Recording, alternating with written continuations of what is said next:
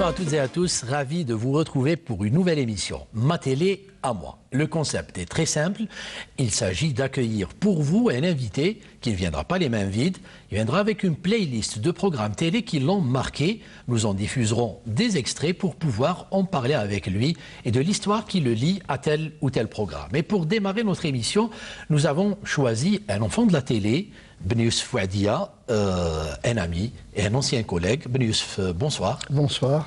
Alors, on n'est jamais mieux servi que par soi-même. Et pour cela, je voudrais bien que tu te présentes en quelques mots pour peut-être les jeunes qui ne te connaissent pas encore. Eh bien, merci. Je vais essayer de... C'est vraiment l'appellation de l'émission et vraiment c'est Ma télé à moi puisque je suis dans un endroit qui m'a vu débuter il y a quelques années de cela. J'avais commencé un petit peu, mes premiers balbutiements, c'était en 1965, et puis 66, ça a commencé, et donc ça a été la concrétisation d'une passion. D'une passion née d'une espèce de frustration que nous, jeunes, avions... qu'on vivait tous les jours avant l'indépendance, c'est-à-dire nous étions jeunes, nous allions à l'école, au lycée, etc. Mais nous n'avions pas pratiquement de perspective d'avenir dans un pays qui était colonisé. C'est-à-dire nous étions là, on nous regardait. Moi j'aimais énormément le sport. Je regardais des émissions de sport à la télévision et j'étais là, je voulais faire quelque chose, je voulais devenir journaliste, mais c'était pratiquement dans le domaine de l'impossible. Alors, lorsque j'ai commencé ici, c'était... Je te remercie de m'avoir invité parce que c'est un peu, en quelque sorte, un pèlerinage, parce que là, je suis revenu à l'endroit où j'avais commencé, et on faisait radio et télé, puisque à l'époque, c'était radio-télévision algérienne. Et puis, ça a duré jusqu'à... l'an 2000, comme,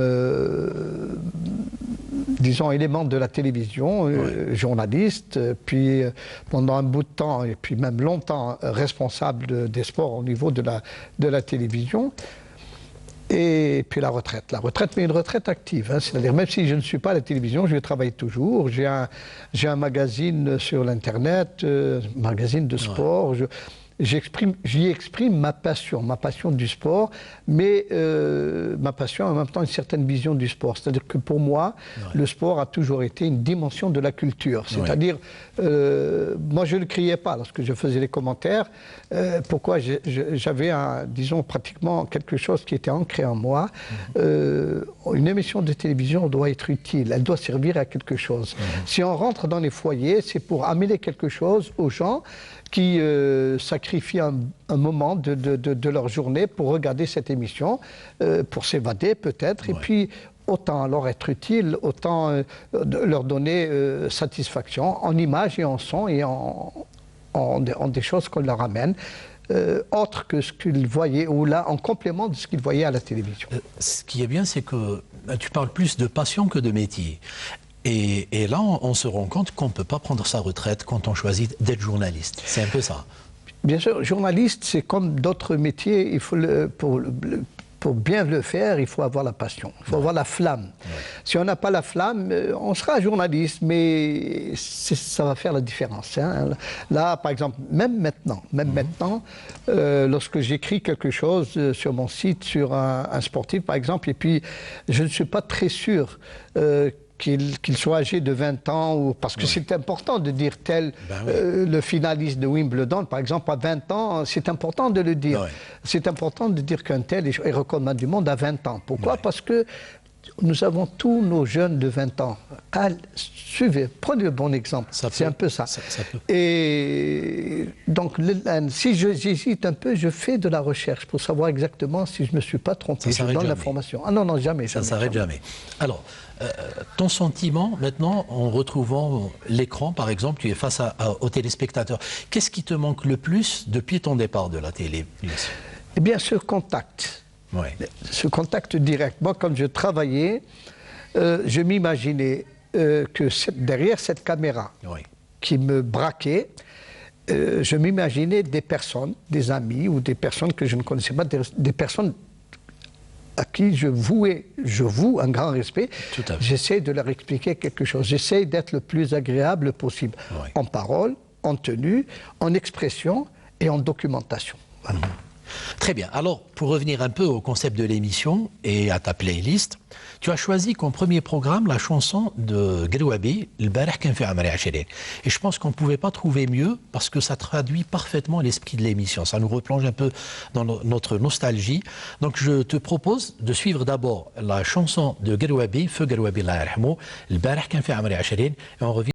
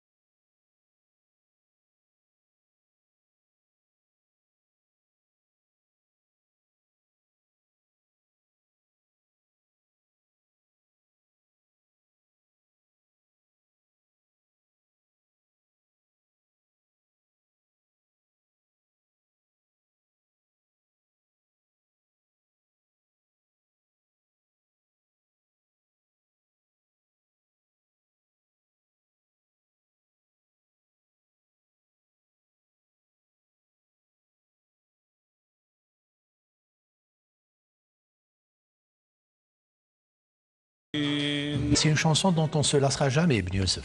Oui, d'abord, écoutez cette chanson, si je l'ai choisie, ce n'est pas seulement par nostalgie. Hein. Ouais. C'est-à-dire que pour moi, elle représente beaucoup de choses. D'abord, la réussite d'un jeune que j'ai connu, avec lequel j'ai vécu. On a vécu dans le même quartier, plus âgé que moi, mais que j'ai connu. Et en plus, c'était 20 ans, c'était presque l'âge qui m'a vu débuter à la télévision, à la radio et à la télévision. Ensuite, ce personnage qui a été un peu, qui a réussi dans mon quartier, qui a réussi à faire ce qu'il a toujours souhaité. C'est-à-dire, Hachmi Grouabi a voulu faire du chabi et il a commencé à travailler à Talbaïti, mais c'était un orphelin, etc. Il a réussi. Il débutait dans sa passion, dans la concrétisation d'une passion. On revient à la passion. On revient toujours à la passion. Ensuite, cette capacité de chanter avec un orchestre symphonique, l'orchestre symphonique de la télévision. Et il y a à peu près une vingtaine de violons, il y a un violoncelle, en plus du piano. Vous avez insisté à ce que ça soit Grouabi, bien sûr, accompagné par l'orchestre de la RTA. D'abord, pour dire, ce monsieur, ce grand monsieur de la chanson, était capable d'élever la voix et de chanter moderne, chanter, parce que c'était, on peut considérer peut-être que c'est une chansonnette, mais chanter ses 20 ans, partout dans le monde on l'a fait. Mais le faire par un chanteur de chabi beaucoup plus habitué à écouter, à suivre la musique, c'est-à-dire que c'est pas le chanteur chabi, c'est la musique qui le suit, c'est pas lui qui suit la musique. Et là, avec cet orchestre symphonique, avec Boudjimia Merzer, Rabbi Yarhamou, il y a la tentative de faire des partitions, d'écrire cette musique-là. C'est-à-dire c'était de moderniser un peu la musique chabi. Bon, et évolué comme ça. C'était une réponse à un besoin qui se faisait ressentir chez les jeunes, c'est-à-dire la capacité exprimée par des jeunes aussi de la télévision de monter un orchestre symphonique. Il y avait plus de 20 violons. Et c'était un chanteur Chaabi, c'était un monsieur de la chanson Chaabi. Donc, et puis là aussi, dans cette chanson, c'est exactement El Hachmi Gerwabi que j'ai connu. C'est-à-dire ce qu'il chante dans la chanson, c'est Gerwabi. Pour aller très vite, à quoi rêvaient les jeunes à cette époque-là, quand ils avaient 20 ans? Eh bien, à vivre. Ouais. Parce que ces jeunes de 20 ans sont arrivés à la vie. Parce que avant 62, nous n'étions, dans notre propre pays, nous n'étions rien. C'est un peu la nostalgie. C'est important de vivre dans son propre pays, libre et indépendant, et fêter ses 20 ans. C'est important. Votre deuxième choix est une émission sportive qui a marqué l'histoire de la télévision algérienne aussi, c'est Arqam wa Ta'aliq. On a choisi pour vous un extrait de cette émission animée par Ben Youssouadia, mais je ne vous dirai pas c'était en quelle année, je voudrais que vous nous disiez juste après, c'était en quelle année. Alors, je vous propose de suivre Arqam wa Ta'aliq, animé par Ben Youssouadia, et on revient juste après.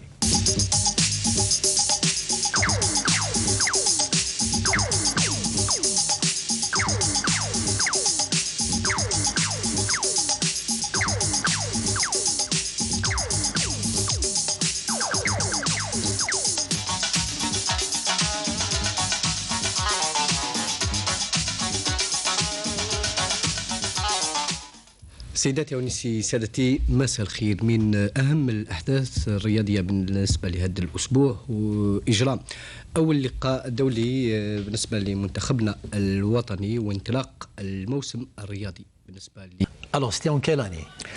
Je pense que ça doit être dans les années 90, 86, 87. Non. Un peu plus tard. 84. 84. Voilà, 84. Alors, il y a eu... cette émission a été lancée comme un défi.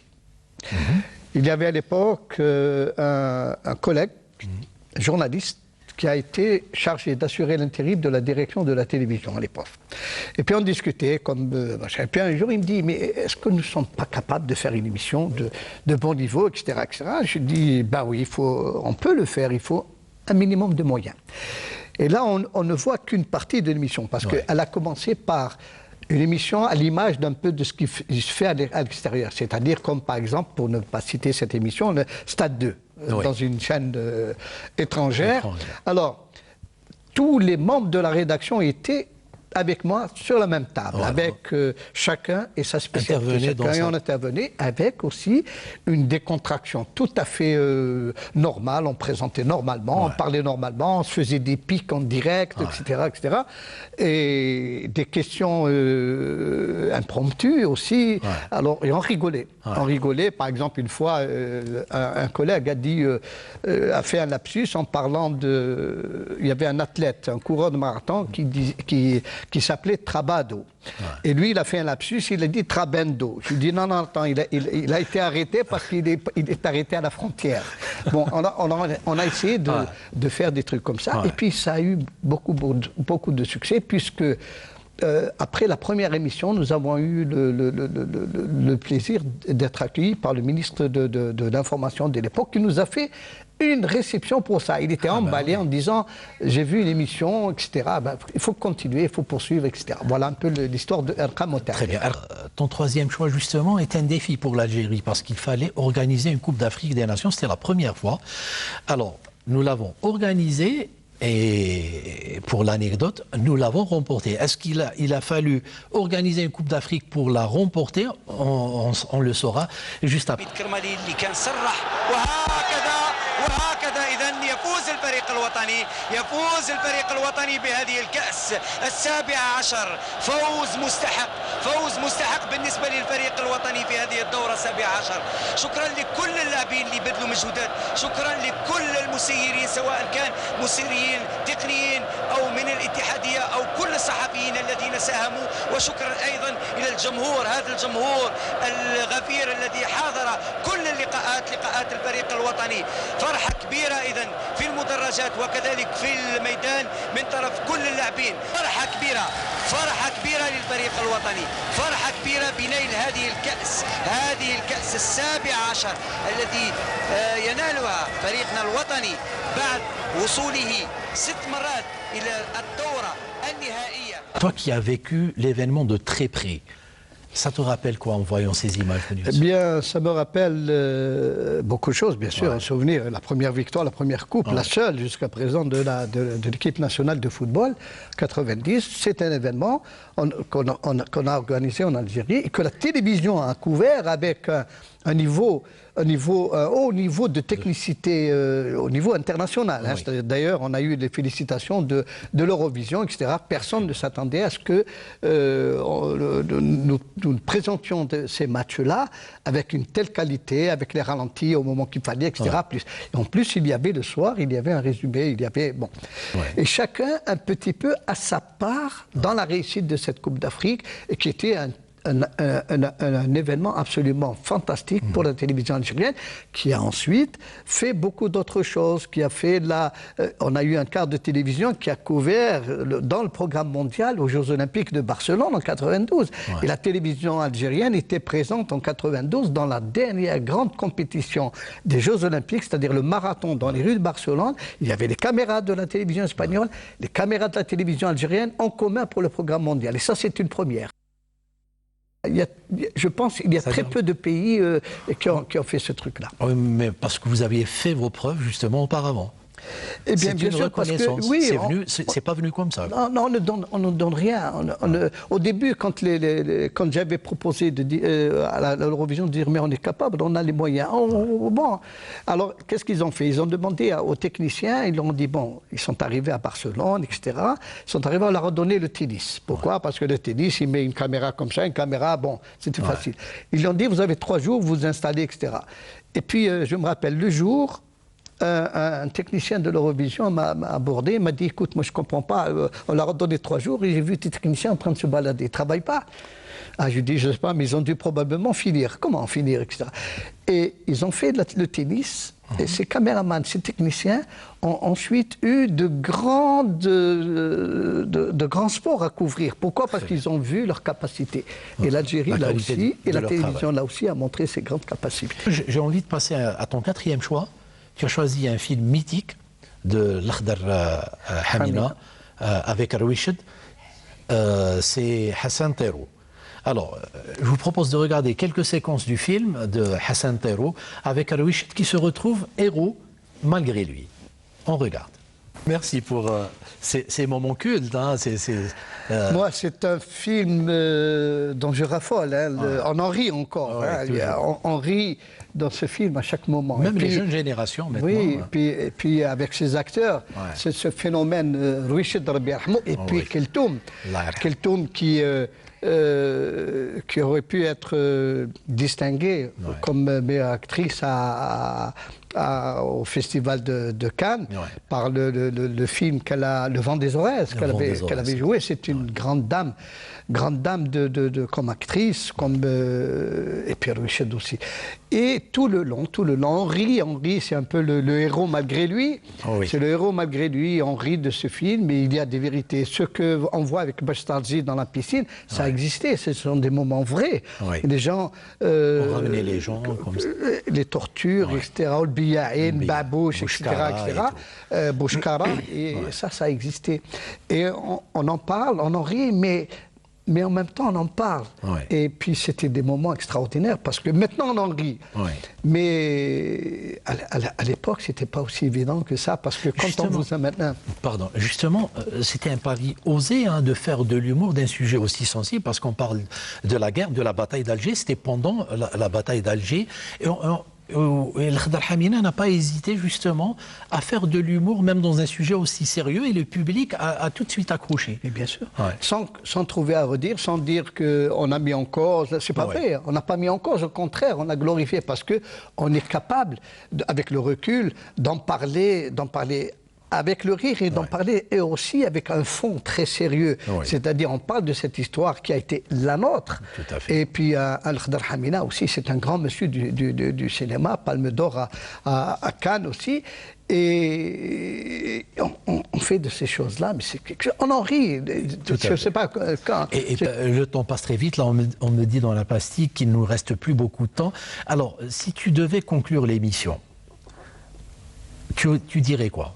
Oui, moi, je dis je suis content de participer à cette émission parce qu'elle m'a permis d'exprimer, d'abord de parler de ma passion, de mon travail, des choses auxquelles j'ai participé, des choses que j'aimais. Pourquoi? Parce que pour moi, la télévision, ce n'est pas rien. Du moment que c'est quelque chose qui pénètre, qui est dans les foyers, on doit être, d'abord et avant tout, on doit être respectueux pour ces gens qui nous reçoivent chez eux. Ouais. On rentre sans demander d'autorisation. Il suffit de tourner un bouton et puis on est là, on est chez des gens. Il faut être respectueux. Respectueux par le comportement, respectueux par les choses qu'on amène. C'est une façon, un grand respect avoué à ces personnes. Et puis, penser qu'il y a de tout dans la société. Il y a des gens très instruits, d'autres moins, etc. Eh bien, il y a des riches, il y a des pauvres. C'est ça, la société. Eh bien, il faut arriver à intéresser les gens, à suivre. Et je suis content parce que ça m'a permis de parler de choses que j'ai aimées. Ouais. Et c'est bien. Et je t'en remercie, Halim. Ce soir, j'accueille pour vous quelqu'un, allez, je vais le dire à l'antenne, quelqu'un dont je suis jaloux. Jaloux de sa voix exceptionnelle. Il est pour moi l'une, sinon la plus belle voix de la radio algérienne. C'est bien sûr Khaled Louma. Khaled Louma, bonsoir. Et merci d'avoir accepté notre invitation. Merci pour l'invitation. Voilà, alors on a pour habitude de laisser notre invité se présenter. Donc tu es obligé de le faire en quelques mots. Si tu devais te présenter, tu dirais quoi? C'est du travail, oui. Je ne sais pas quand est-ce que par quoi commencer. C'est vrai que je suis plus connu en tant qu'animateur radio, en tant que musicien, pour avoir drivé un groupe qui s'appelle T34. Et puis beaucoup de choses en temps. Je suis un amateur d'art, j'ai beaucoup d'amis artistes, des peintres, des plasticiens, des poètes, d'autres musiciens aussi, des gens de théâtre, des acteurs. Et je me retrouve très bien dans ce milieu. Donc, c'est pour ça qu'on a mis Khaled Louma, l'artiste, hein, parce que même à la radio, tu es quelque part un artiste aussi.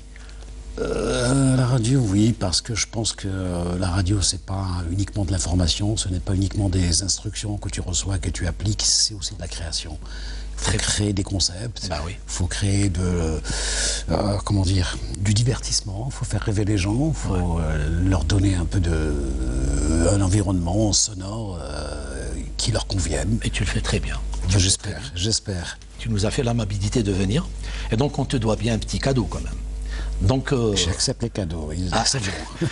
Donc on diffusera pour toi un petit extrait de ton groupe T34.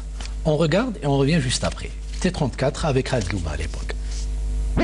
هاد العشيه تي 34 خالد لوما راهم رقم 10 تي 34 اون لايف شوفوا وسمعوا معنا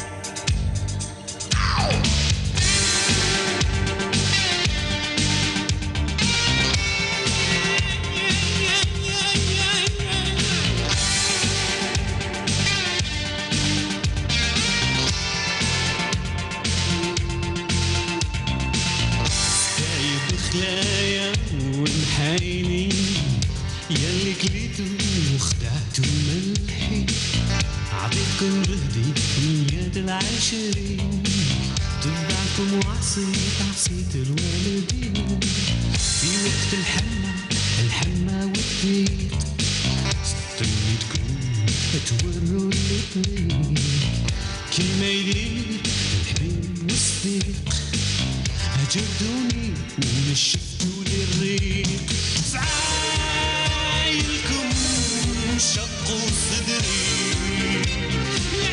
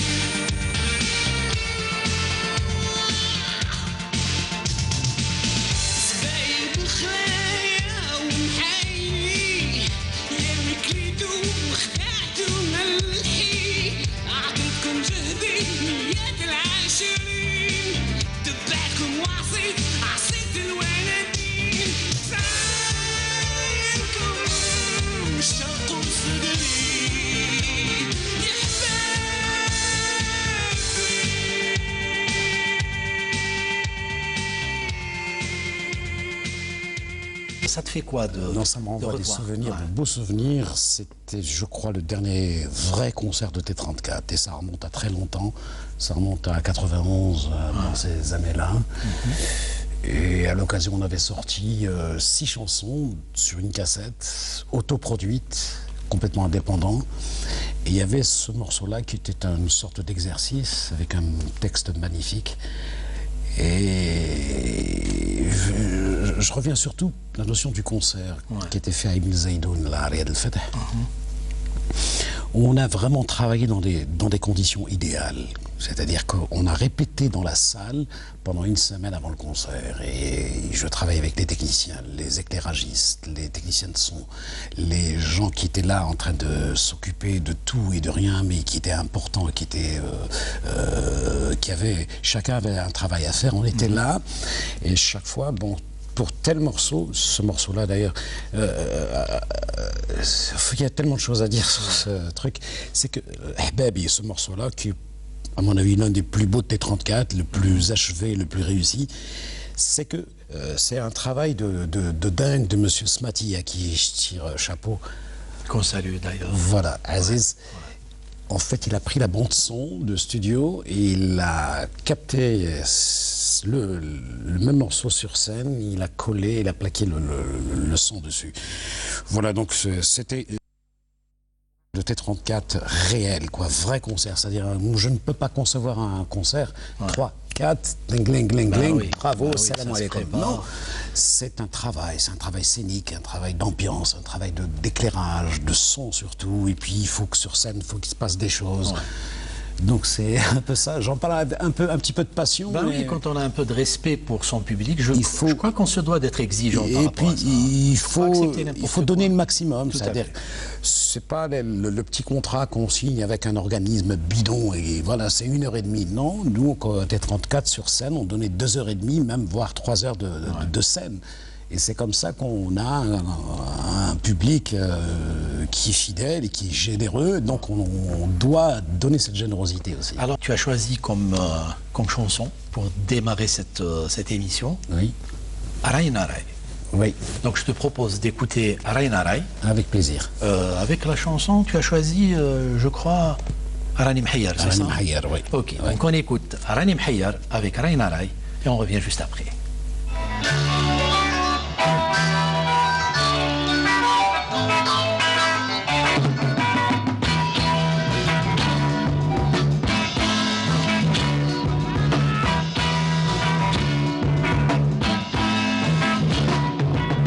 يوراني محيط يا خير يا ناس بديت بره عقلي طويل يا خير بفوزي للموجين يا وزير يا ناس بديت بره عقلي تودع ببهرتي للموجين الغام يا خير مش دخله غرق يبقى بشوم يا خير يبي يحول سعر البيجي ويلي محيا يا ناس مدام برا عقلي تودع وبحورتي للموجة سين صعوب واضح بقت فيه محبة عقل بسب واضح وجنبهم الغنية محيا يا ناس مدام برا عقلي تودع بحورتي للموجة يوراني مغير من ناس كيراني خايف الوكيل عرغيب يوم نمشوش للماشينات شيوخ تاعوا باعوا بلامهم انفضحوا في الحديد طبحوا يا ودايرينهم في الهوايات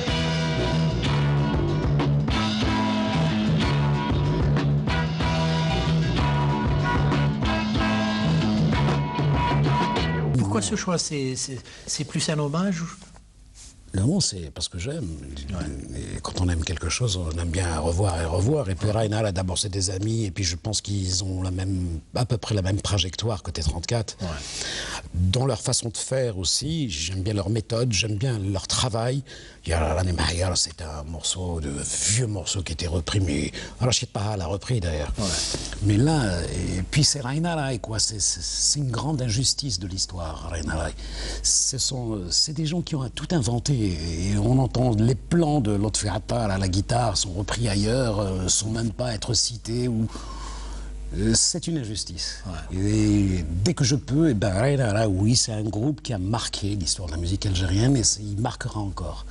Ton avis sur la nouvelle scène algérienne? Ah, la nouvelle scène, ouais, j'en ai entendu. J'ai écouté, j'ai pratiquement tout écouté. Ce sont d'excellents musiciens. C'est très clair, c'est-à-dire qu'à leur âge, je jouais moins bien qu'eux. Mais j'ai un petit truc. Il y a un petit truc, oui. Quand j'écoute ça, je me dis, mais c'est quoi? Qu'est-ce que c'est? Où est leur identité? Raina Rai, c'est clair. C'est Raina Rai. Là, il y a une flopée de groupes, mais c'est qui ça? Ça ressemble à l'autre, et puis ça ressemble à l'autre. C'est vrai. Il n'y a pas d'identité, il n'y a rien. Sur un morceau de 4 minutes, alors j'ai du gnawi, j'ai du jazz, j'ai du rock, j'ai du folk, j'ai tout. Ouais. Mais en fait, j'ai rien. Il n'y a pas d'identité. Le problème est là. Il se cherche. Et ben c'est très bien. Bon, et oui, il faut que ça bosse encore, il faut que ça travaille. Je vais revenir à Khaled Louba, mais pour parler de radio. C'est quoi ton histoire avec la radio? Tu as atterri comment à la radio algérienne? Ah, c'est une histoire un peu bizarre. Je ne voulais pas faire de la radio. Enfin, c'était le responsable de l'époque qui me... Je crois qu'on n'a pas le droit. Quand on a ta voix, on n'a pas le droit de refuser la radio. Non? Je ne voulais pas faire de radio. Ça m'effrayait terriblement. Parler dans un micro à des millions de gens, ça m'effrayait. Déjà, j'avais du mal sur scène. Quand il y avait 300, 400 personnes, 1000 personnes, j'avais déjà peur. Alors imagine un peu un micro, et dans l'anonymat total, et puis balancer sa voix, contrôler le moindre souffle, contrôler la moindre syllabe, c'était terrible, c'était terrifiant. Telle angoisse, le micro dans l'espace, quoi. Et donc, qui t'a convaincu à faire de la radio? Enfin, j'ai pas été convaincu, j'étais presque amené de force au micro, et je ne voulais pas, ça me faisait peur. Je voulais travailler à la radio, mais ranger des disques, par exemple, manipuler des bandes, enfin des choses comme ça. Et puis le responsable de l'époque me dit non, maintenant tu vas faire de la doublure à l'antenne. Mais puis avec qui? Avec des voix. C'était en 80.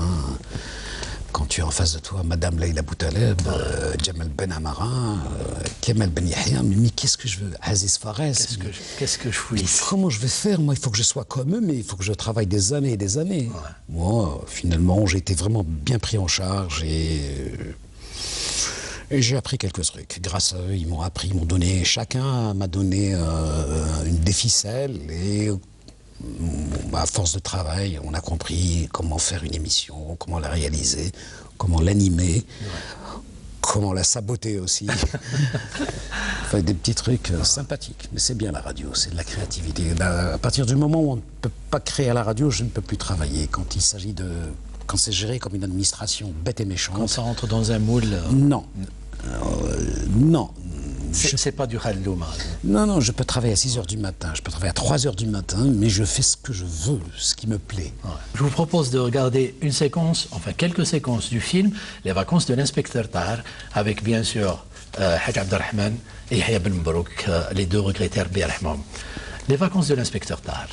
Et tout simplement indémodable. Non. Même les jeunes d'aujourd'hui, on rit toujours. Ça me fait rire encore. Ouais. Qu'est-ce qui explique ce succès?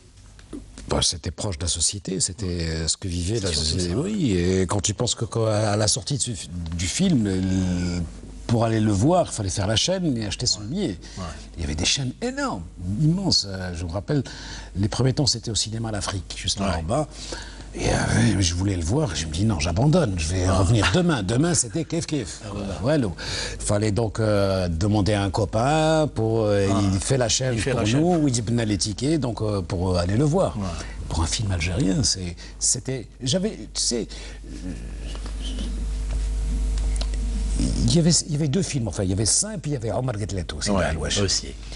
Merzaq Alouache, ouais. Mais c'était un film beaucoup plus romantique, qui était beaucoup plus grave qu'on ne le pense. Mais Les Vacances, c'est un peu plus léger, bien qu'il y ait eu des petites questions sympathiques dans ce film. Tout à fait. Et puis, ce qui faisait un peu la force de ces films-là, c'est le duo, l'inspecteur et l'apprenti. Il a créé deux personnages. Il a créé un langage qui est compris. C'est pas parce qu'il prend l'accent djidjilien, alors qu'il n'a rien à voir avec Djidjil. Il n'a rien à voir. Mais l'inspecteur, tu l'écoutes à Annaba, tu l'écoutes à Oran, tu l'écoutes à Gardaya, à Bni Abbas, il est compris. Tout à fait. Il a tout réglé. Tu as eu quelques passages à la télé, toi aussi. C'était avec la bande des Aziz Smati, l'équipe de contact, Larossi. Oui, Hakim C'était Larossi, comment? Smati, Al-Lalou, Samia aussi. C'était une aventure intéressante, très belle aventure d'ailleurs. On voulait passer de la radio à la télé, à l'image. Moi, ça ne me plaisait pas tellement, j'aime pas l'image, j'aime pas... je préfère garder le mystère de la radio Oui, la magie de la radio. Oui, et donc c'était l'idée de Aziz Smati. Il me disait, bon, maintenant on va passer au clip. En plus, c'était à la mode à l'époque, c'était les premières apparitions de clips vidéo. Alors on voyait Michael Jackson, David Bowie, Prince, du clip, mais c'était des mini-films, c'est des petits films. Tout à fait. Et puis Aziz me dit, on peut le faire. Je dis, comment on peut le faire? Il faut des caméras, il faut du matériel, il faut des gens qui savent photographier, on ne sait pas faire ça. Nous, on sait faire du montage, on sait faire du mixage, on sait parler peut-être, mais on ne sait pas faire de clip. Il dit, non, on a un réalisateur, c'est Moussa Haddad. Ah bon, d'accord, allez, on va y aller. Donc, le réalisateur de l'inspecteur Tal. De l'inspecteur Tal, les vacances de l'inspecteur. On a à la télé ici, puis bon, des jeunes qui étaient vraiment dynamiques à l'époque, caméra à l'épaule, des premiers temps, on faisait des clips rock'n'roll, quoi, rock. Et c'était une très très belle expérience, d'ailleurs, tous les clips de T34 ont été faits par la télé, quoi. Et c'était des expériences, c'était sympa, c'était bien. Quel souvenir tu gardes encore aujourd'hui de cette bande-là, de Aziz Smati? C'était une équipe magique, hein. On avait tout fait, on avait tout en radio d'abord, où à chaque fois on poussait le bouchon malgré la censure. On essayait toujours d'aller plus loin, plus peu, puis à chaque fois, il n'y avait rien, pas de réaction, donc on continue. C'est peut-être ça qui a fait un peu le succès de cette émission. J'en garde un petit peu, je garde un souvenir un peu nostalgique parce que on avait vraiment créé notre espace de liberté et qu'on donnait aux gens, aux auditeurs. Ton prochain choix, je pense qu'il faut un Khaled Louma pour oser faire ce choix. Tu as choisi les Muppet Show. Moi, c'est quelque chose qui a marqué beaucoup d'Algériens dans les années 70-80. C'est une émission qu'on ne devait pas rater, quoi. On regarde un petit extrait des Muppet Show et puis on revient juste après. Les Muppet Show. Mesdames, mesdemoiselles et messieurs, voici le Muppet Show avec Mrag Nawak. Et je précise, c'est un cover.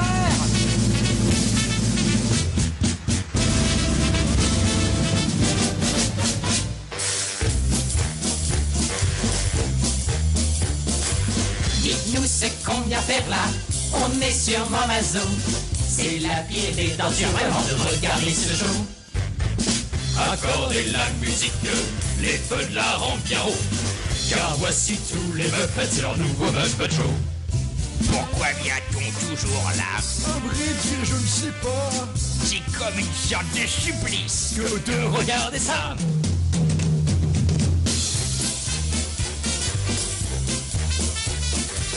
Mais vite que ça commence. Mais quand est-ce qu'on commence?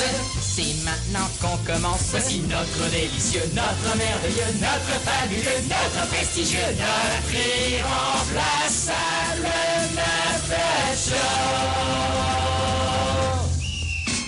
Excellent. Super. Tu nous as vraiment replongé dans les années 70, les années 80. Ça nous a vraiment marqué. Hein. Non, mais c'était une émission à ne pas rater. Oui, mais en plus... Je pense que ça passait le jeudi soir, hein, oui, je crois. C'était le jeudi soir. Ouais. En tout cas, on ne ratait pas ça. On ne ratait pas les Muppet Show. En plus, ils ont eu le génie d'inventer des stars de la musique, du rock, des musiciens de jazz. Ils jouaient leur musique, mais vraiment la déformant complètement, en s'amusant un petit peu. Ils désarticulaient complètement une chanson. Mais c'était rigolo, c'était bien fait. Moi, je riais de bon cœur. Hein. Je riais de bon cœur et j'en ris encore. Et ce qui est bien dans la Muppet Show, ces histoires de marionnettes qui ensuite ont fait des enfants, ont fait d'autres choses. Tout à fait. Beaucoup s'en ont inspiré justement pour traiter des fois l'information avec dérision et tout. Ils s'en ont inspiré. Oui, ça a un petit peu dévié vers même pas parfois dans la provoque et des choses qui ne me plaisent pas spécialement. Mais bon.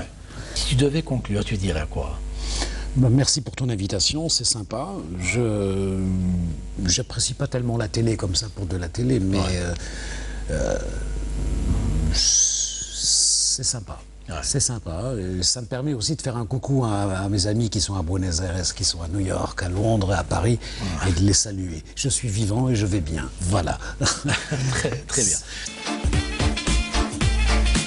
Nous avons le plaisir d'accueillir une grande dame, une dame qui a su allier force et tendresse, courage et bonté. Elle, c'est clair, il ne faut surtout pas la chercher sur un tatami, et pourtant c'est elle qui va à la recherche des personnes, notamment des enfants qui ont besoin d'aide et d'assistance. Elle a su mettre le judo au service de la bonne action, et c'est pour cela d'ailleurs qu'elle a été nommée ambassadrice de la bonne action au niveau de l'UNICEF en Algérie. Salima Swakili, bonsoir. Bonsoir Halim. La présentation vous convient? Oui, très bien. Très bien. Avant de commencer, on a retrouvé pour vous quelques images. J'espère qu'elles vous feront plaisir. Oui. Alors, je vous laisse les découvrir en compagnie du téléspectateur. On en reparlera juste après. D'accord. On regarde. مشاركة إيجابية لسواكري أصغر مصارعة في هذه الدورة المرتبة التاسعة فازت في المنازلة الأولى على التركية سينيورت وتقابلت في المنازلة الثانية مع الكوريا كونغ وفازت عليها بيوكو. وجدت سواكري صعوبات كبيرة مع نوفاك الفرنسية وانهزمت معها بكوكا فقط، وهذا قبل أن تتقابل مع الصينية لي حول المرتبة السابعة. وتمكنت الصينية لي من فرض نفسها بقوة على سواكري. في نهاية هذه المنازلة اتصلنا بسواكري لتقييم المشاركة والتطلع على المستقبل. كانت مشاركتي هذه في البطولة العالمية شوية صعيبة باسكو سي لا بروميير فوا اللي نشارك فيها، وكانوا صحاح لينا ميسكولاسيون باسكو ما يديروا ميسكولاسيون بزاف، حنا خصنا لا ميسكولاسيون وثاني التجربة عندهم ليكسبيريونس باسكو ما سي دي سينيور الوغ وكانت كنت قادرة يعني ندير حاجة أحسن كون ما لا بليسير هادية. المستقبل نتاعك كيف راكي تشوفيه؟ راني نشوف راني نتمنى البروشان شامبيون دو موند ان شاء الله 3 بلاص ومن بعد اللي موراها نشوفوا واش. معناه ماهيش المرتبة الأولى؟ بالعقل نروحوا بالعقل حتى نوصلوا للهدف ديالنا. Alors, ça vous fait quoi de revoir ces images? Ça, je sais pas. Oui, ça remonte à trop loin. Ouais. Mon premier championnat du monde, d'ailleurs, j'étais blessée là. J'ai pris une vraie blessure et c'était en 1990 à Barcelone. Donc, waouh, c'est des images que j'ai jamais revues. Donc, je te remercie hein, pour les. C'est le but. Pour me les avoir rediffusées, c'est magnifique. Et aussi la voix de Driss Daqiq. C'est Driss Daqiq finalement qui a un peu... qu'on salue. Qu'on salue, oui, et qui nous a suivis tout au long de notre carrière. Moi, ici, j'étais junior. J'étais même... Non, j'étais même pas junior, j'étais cadette. Et j'avais participé au championnat du monde senior. Carrément. Et oui, carrément. Et j'ai gagné des combats, comme vous avez vu. Et après, j'ai pris une blessure et j'ai perdu contre une Chinoise, je pense. Et la muscu, c'était pas une excuse? Non. En fait, j'ai parlé de la muscu, pourquoi? Parce que comme j'étais un peu chétif, je participais dans la catégorie des moins de 48 kilos et je manquais de force. J'ai su que je manquais de force. Les autres filles étaient plus fortes physiquement. Et comme j'étais encore cadette, j'étais pas encore bien développée physiquement, donc j'ai senti la différence de force. Comme vous voyez ici, il y a franchement, sur le plan carrure et physique, il y a une différence flagrante. C'est clair, c'est clair. Et je suis agréablement surprise c'est-à-dire de l'éveil, parce que j'étais là, je répondais avec l'art et la manière. Donc voilà, l'art, j'étais bien, je parlais bien quand même à cet âge-là. Eh bien, tant mieux. Justement, cela nous pousse à parler de votre histoire avec le judo. Pour ceux qui ne connaissent pas Salima Souakri, les plus jeunes d'aujourd'hui, comment a atterri Salima Souakri dans le monde du judo? C'est quoi votre histoire avec le judo? Oh, mon histoire avec le judo, c'est une très grande histoire d'amour qui a duré depuis maintenant 34 ans. J'ai commencé le judo à l'âge de 9 ans. J'étais la seule fille parmi 5 garçons. Et puis après, par la suite, heureusement que ma sœur Amel, que je salue, est venue plus tard. Donc j'ai grandi qu'avec des garçons. D'accord. Et j'étais très garçon manqué, j'avais les cheveux très courts. Et je voulais ressembler à un garçon pour pouvoir jouer à l'aise avec mes frères. Donc voilà. Et donc j'avais une énergie débordante. Et mes parents se sont dit, il faut qu'on arrive à la calmer parce que sinon je me bagarre avec tout le monde, etc. dans le quartier. D'accord. Et donc la seule salle de sport, malheureusement, là où j'ai grandi, j'habitais un quartier populaire. Et donc elle était à 10 km de chez nous. On n'avait pas de moyens de transport ni rien du tout. Donc voilà, mes parents nous ont inscrits dans cette salle, moi et mes 5 frères. Et par la suite, mes frères ont commencé à abandonner un derrière l'autre. Parce qu'au début, enfin, la première cause, c'est l'éloignement de la salle, 10 km. Des fois, on allait à pied, des fois, on allait dans les moyens de transport. C'était pas évident. Ça les a découragés. Et les autres, c'était les blessures. Les autres, c'était bon, ils n'ont pas aimé. Et moi, depuis que j'ai mis les pieds dans un tapis de judo, un tatami... Vous avez compris que vous étiez faite pour le judo. J'ai tout de suite compris que c'était ça ce que je voulais faire. Très bien. Et parce que je voulais...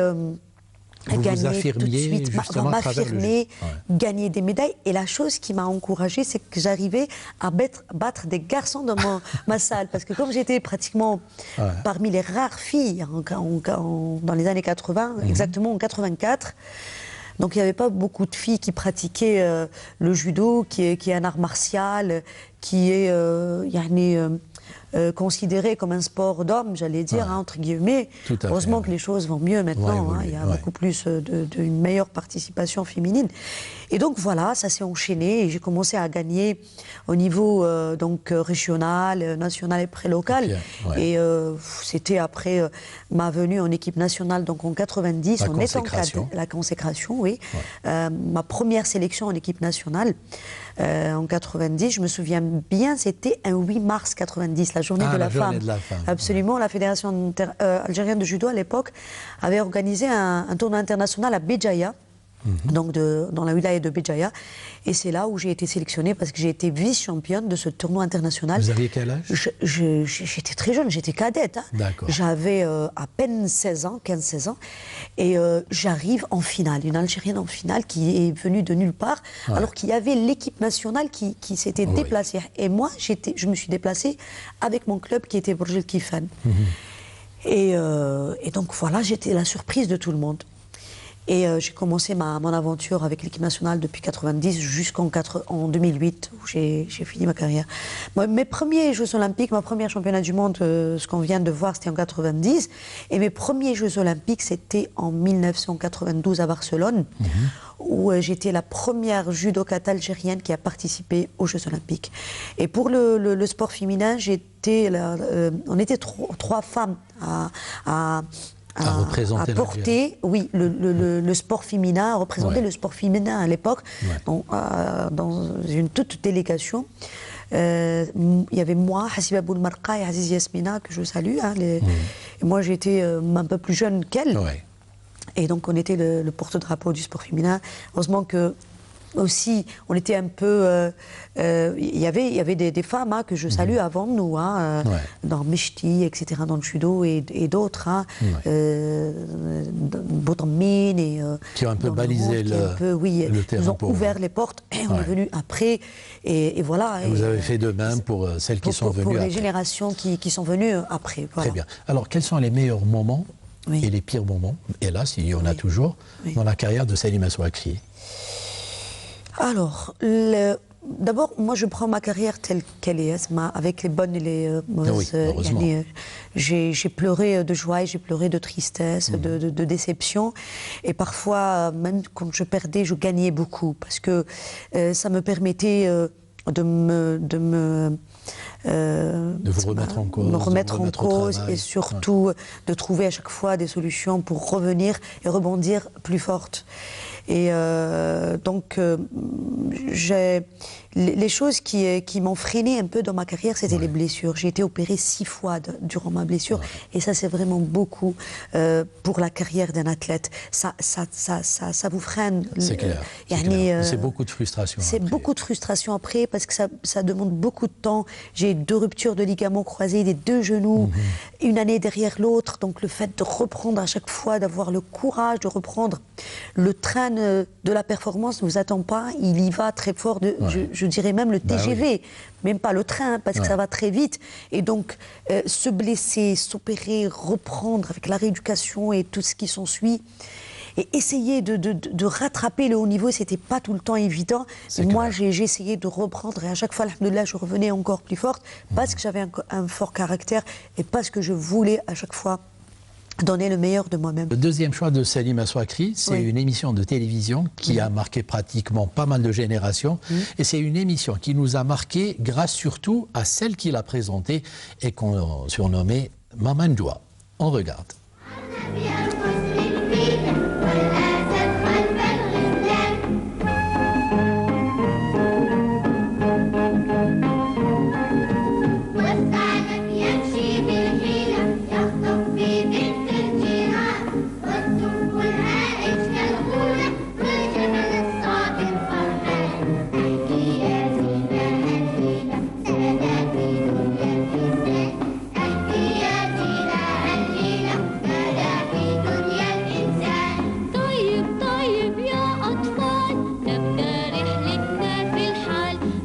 أيها الأطفال الصغار في كل مكان في المدن وفي القرى، مساء سعيد. أجمل كلمة يقولها الإنسان عندما يلتقي بأصدقائه وبأشخاص هي التحية، والتحية هي من آداب الحديث.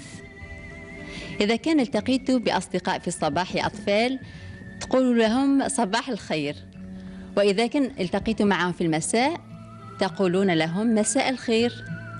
أما للنهار كله أيها الأصدقاء الصغار، السلام عليكم. أصدقائي الأطفال، الآن أتوجه للمتفرجين وأقدم لهم مسابقة. توافقوا يا أطفال؟ أيوة. أنصتوا إلي جيدا، وبشرط يا أطفال تبعثوا الحل بسرعة. المسابقة هي كالآتي. الكلب هذا على كل حال هو موضوع هذه المسابقة. اسمعوا مليح. كان طفل تسرب إلى بستان، وهذاك البستان يا أطفال فيه شجر نتاع التفاح، والتفاح يا أطفال تعرفوا باللي فاكهة لذيذة يحبوها جميع الأطفال. ها هي رسوم متحركة مع صديقين جديدين، جيمي وجيمس في لندن، والإخوة أوسموند.